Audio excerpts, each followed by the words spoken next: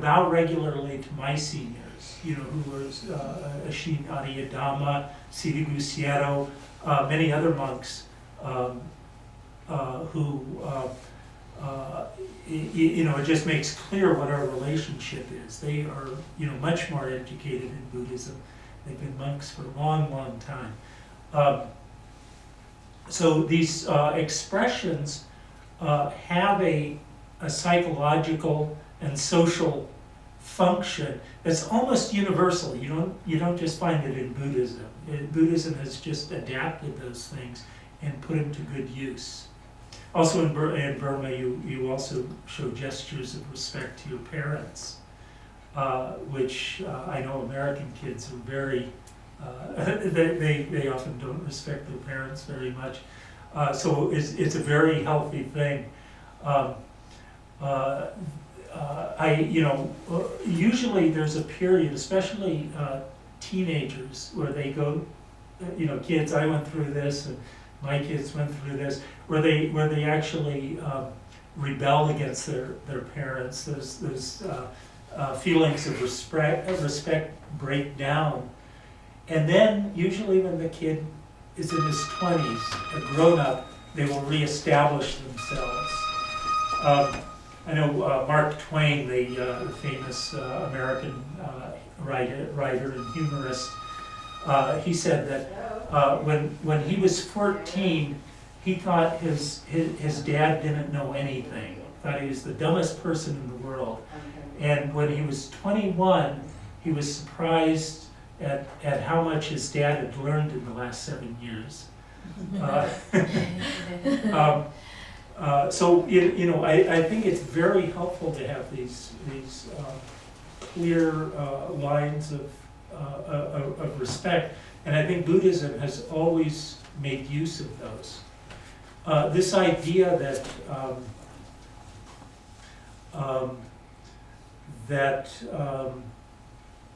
in the West, because these things are so foreign, except in the military, a lot of people really have a lot of resistance to bows. They don't like to do bows, and I'm always encouraging people, Westerners who come and learn about Buddhism.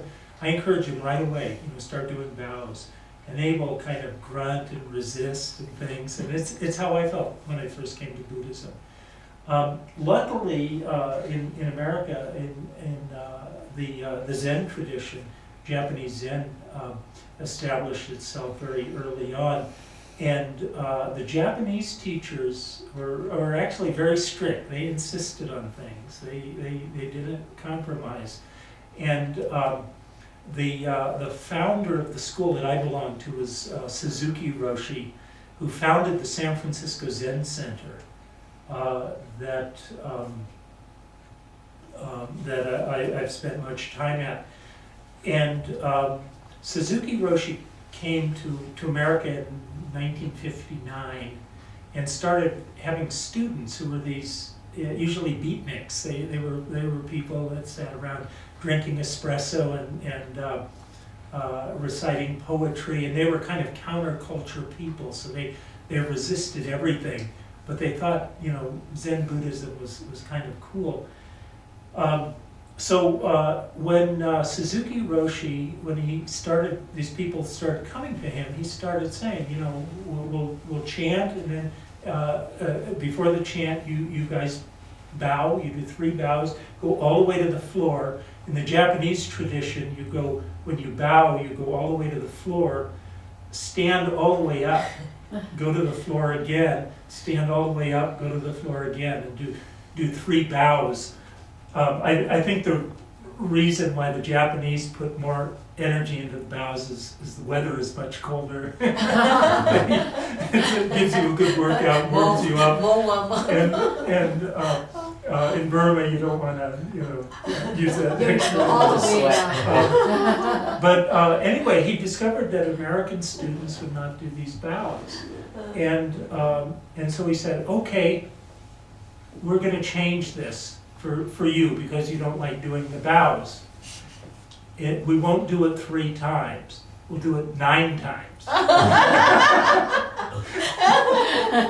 And so at the San Francisco Zen Center to these days, to this day, when they always begin by meditating in the morning, and then people stand up and they do bows, and then they chant, and they do 9 bows to this day, which nobody in Japan does. But people quickly discover that the bows are very valuable. The thing is, when you do bows, there is a change that happens in you. And bows are a direct expression of humility. Now, in Buddhism, we teach anatta. We try to deconstruct that sense of self, that selfishness, that self-centeredness, the delusion that we are an individual, a separate self. And actually, the way we begin that practice is through bows. You do bows, and it's like the self disappears. I don't. You may not be aware of that experience because you've probably done bows from when you were little tiny before you could remember. But for me, I noticed it's very powerful. The only reason I discovered that I had a resistance to bow was ego. And I was just, I'm not the kind of guy that does bows. I don't submit to other people. And so when I realized that, I started doing bows, and it felt good. You just, throw away the self. I think in general, that is the function of bowing, because virtually every religion tries to teach humility in some way or another. They do it in different ways. The Buddhist way is generally very subtle because it tries to deconstruct. It actually, you work in the mind to try to understand what is that. Why do you think there's a self there? Why do you think that there's not only a self, but it's the center of the universe? You work with the mind. Christianity, also will do bows, but or use this gesture. They usually do not bow all the way to the floor. You direct it at God. Christianity has a very effective way of developing humility, and that is God. If you believe in God, you're no longer the center of the universe. It's like Phil in the movie. If he believed in God, he would not think of that he's this center of the universe. Now in Buddhism, we don't make use of God. We find that it's kind of an empty concept.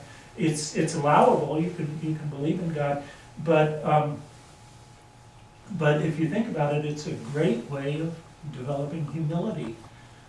You think of God as being this being up in the sky, or however you imagine God.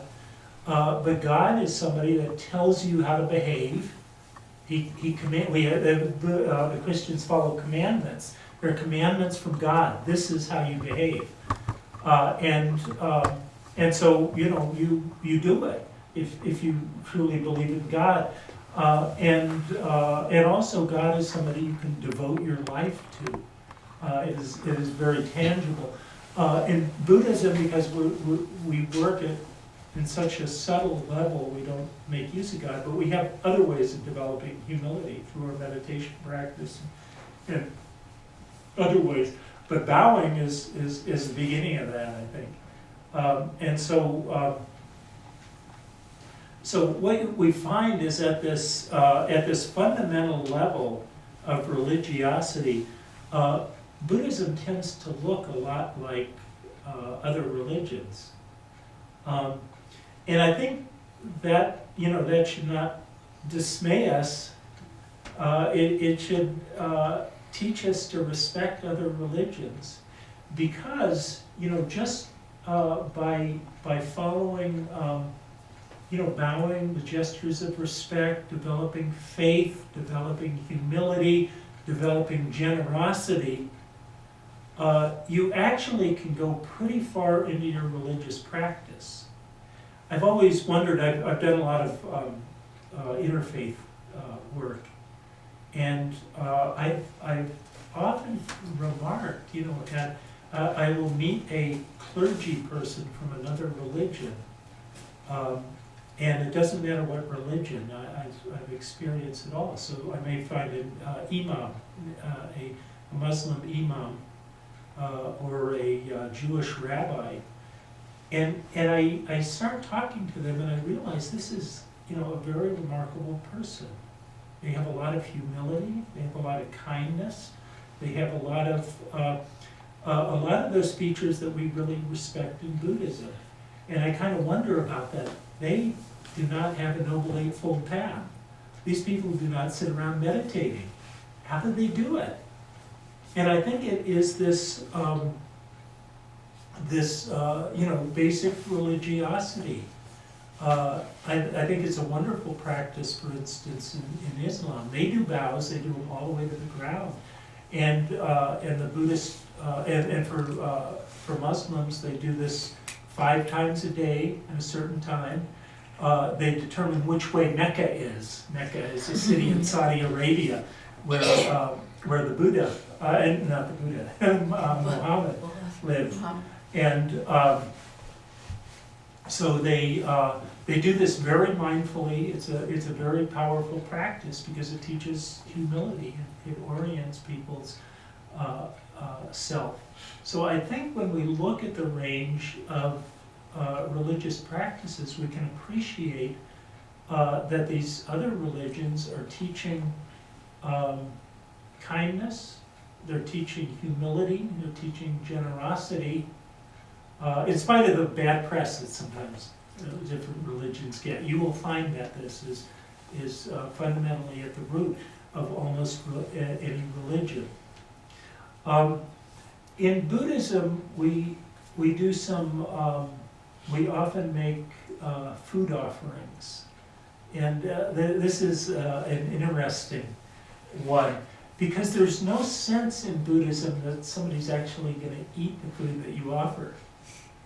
The way I've come to look at this is that it, you know, when you make a food offering to Buddha, you're not doing anything for the Buddha. You're doing it for yourself, for your own mind.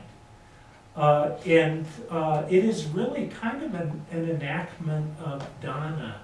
It is not dana in that you're giving something to somebody that will receive it.